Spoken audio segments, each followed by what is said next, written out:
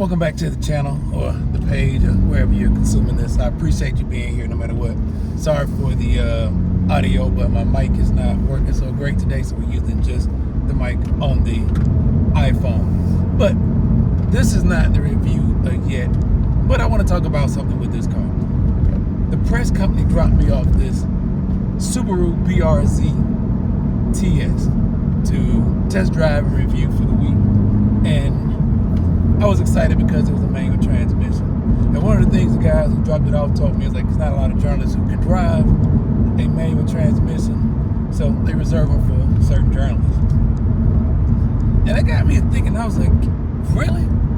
People can't drive manual transmission? Now, I know there aren't a lot of manual transmissions out there. In fact, this is one of the few sports cars these days that you can get with a manual transmission. I think Porsche just announced recently that they were putting the manual transmission back in their 911 or something like that.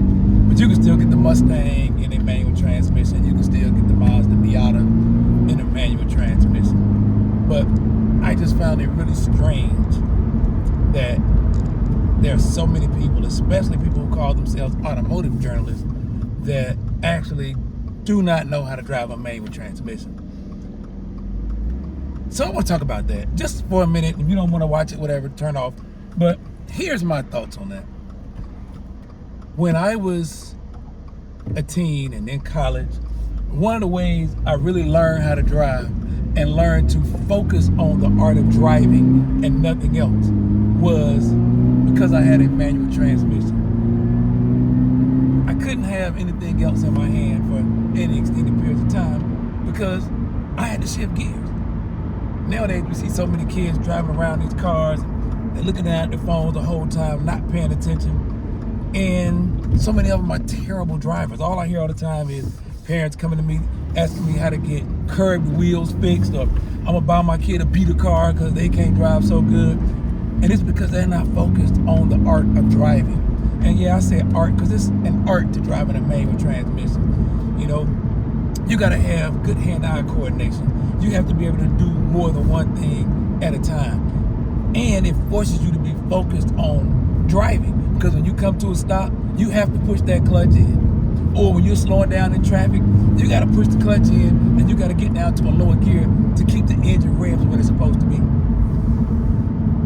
My first car was a 1981 Honda Prelude. I asked my dad for a manual transmission, and he and my mother agreed that I didn't need a manual transmission, so they didn't buy it for me.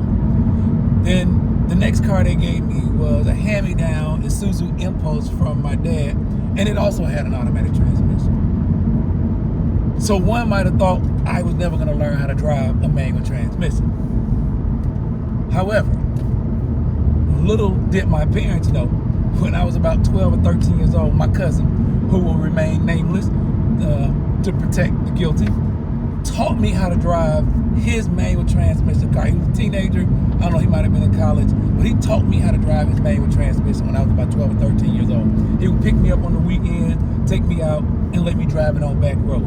Now, back then, in the early 80s, wasn't a lot of traffic, wasn't a lot going on, so it wasn't quite as dangerous as it would be now. So I'm not recommending anybody take your 12-year-old out on the street and drive cars. But there's a parking lot near you and you have a manual transmission, maybe you should teach your kid how to drive. But I digress. He had a Datsun B210. So that tells you how long ago that was. And for some of you young people who don't know, Datsun is what Nissan used to be before they changed their name to Nissan. He had a Datsun B210. Wasn't fast. I think it might have been a 4-speed, might have been a 5-speed. But anyway, wasn't fast at all. But I was just enamored by the idea of shifting gears. I would sit in the back seat before he started teaching me and watch him shift the gears and push the clutch in. And I actually watched it over and over and over again so much that I learned how to work my feet without ever being in the seat. All he had to do was teach me the gears and what the order was. I think maybe 1 or 2 times I was driving that car like I had been driving it. Hills, no matter. They didn't have these clutches back then that will hold the car on the hill for you and make it easy for you to drive. It was none of that. You had to be able to drive it, or you were gonna roll back into somebody. This Subaru BRZ TS reminds me a lot of driving those manual transmissions back then. This is truly a rear-wheel drive sports car that's fun to drive. Now, for a couple more dollars, you could probably buy the Mustang 5-speed, and you have a lot more power and a lot more car. But I don't think it's as fun to drive. Well, I don't think. I know it's not as much fun to drive as this Subaru is. But back to my thoughts about manual transmission. When I finally was able to buy my own car when I was in college, I went straight for a manual transmission. And I bought, 1991 Acura Integra. It was blue, RS, cloth seats. Didn't have a radio because I couldn't afford one with the radio. I had to go and do that later.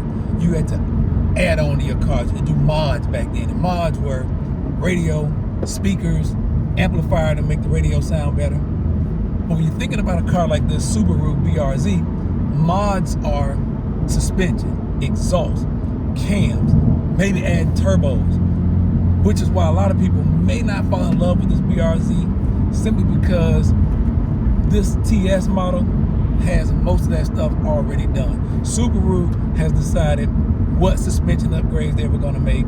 They've already gone ahead and put the 4-piston BBS brake calipers on the front, the larger 2-caliper BBS brakes on the rear. So they've kind of modded it up from the factory, which may hurt Subaru in the long run with this car, because a lot of people were buying this and the Miata. They're looking for cars that they can mod up themselves. And some of you watching this, I'm sure you'll agree, it's something you want to do yourself. But if you're somebody who just wants to have fun, want to have a car, you don't want to go through all the trouble of doing all the mods yourself, you're not going to the track, this BRZ TS is plenty car. And it's a lot of fun to drive. And I know that's point of contention with some people, but my estimation, my era, if you were driving manual transmissions back in the 80s and 90s, you know this is a lot better, a lot more fun than the cars we drove back then.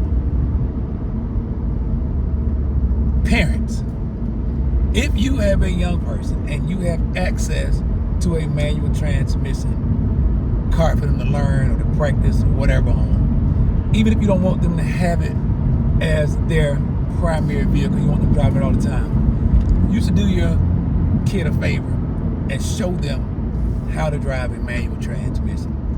This is engaging. There's a little bit of fun to it, but it focuses the drive. It makes the driver focus on driving, the thing that's the most important in the car. So many people doing so many things in the car besides driving. This is one of the things that keep them focused. It also improves their hand-to-eye coordination. It makes your child or your young person a lot more coordinated to have to do this, because I gotta look, I gotta turn my signal, I have to engage the clutch, I gotta push the accelerator down the right time, I gotta choose my gears. I am engaged in driving because that's what you do in a manual transmission. That's it, I'm off of my soapbox, but I trust you, the most fun you'll ever have in a car, if you like cars, is driving a manual transmission. And then it's so much fun trying to learn how to not jerk people around in the car, trying to make it smooth, knowing just when to come out the clutch, listening to the RPMs so that you can accelerate as quickly as you can. And don't worry, this isn't some supercar. You're not going to be out here driving too fast in this car, because it won't go over so fast. There's a lot of these automatic transmissions out here that you can buy your kids that are going to be a lot faster, a lot more dangerous, and it's going to encourage them to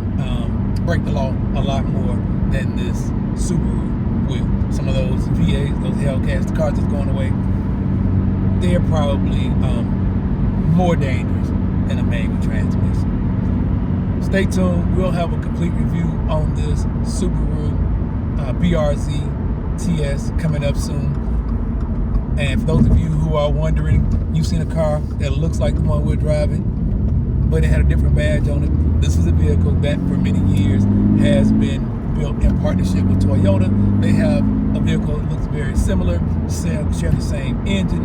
A couple of details here on the interior, a little bit different, but it's called the GR86. So yeah, you have seen something like it. But this is probably one of the last of the true rear-wheel drive sports cars that are a lot of fun to drive, and it teaches you actually how to drive and control the vehicle. So stay tuned. We'll have a review coming up soon.